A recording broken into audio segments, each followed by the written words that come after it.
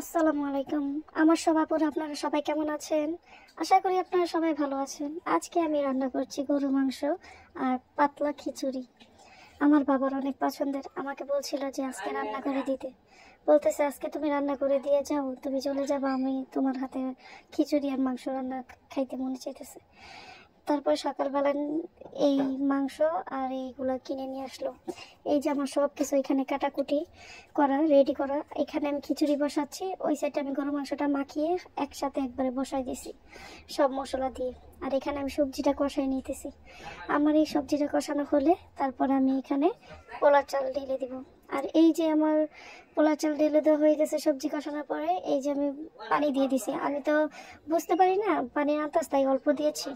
যখন বলক আসবে, বলক আসার পরে তখন যদি পানি লাগে তখন দিব আরো। এখন তাই আমি কম করে পানি দিয়ে ঢেকে দিলাম পাকানোর জন্য আর কি। এখন আমি যেখানে গরু গোস্তটা কষাইয়া এখানে আলু দিয়ে দিছি। আলুটা কষাবো ভালো করে, দিয়ে নতুন আলু দিয়ে রান্না করতেছি গরু মাংস দিয়ে। একটু ঝোল রাখবো যাতে খিচুড়ি দিয়ে খাইতে ভালো লাগে। আর এখানে এই যে আমার খিচুড়িটা হয়ে গেছে রান্না। পরিমাণ মতো আরেকটু পানি লেগেছিল, সেখানে পানি দিয়ে দিছি। আর আমার এই যে রান্নাটা অনেকটাই হয়ে গেছে। এখানে গরু মাংস কষানোর পর ঝোলও দিয়ে দিছি। আর এখানে আমি এই যে ধনিয়া কুচি সব দিয়ে দিতেছি খিচুড়িতে।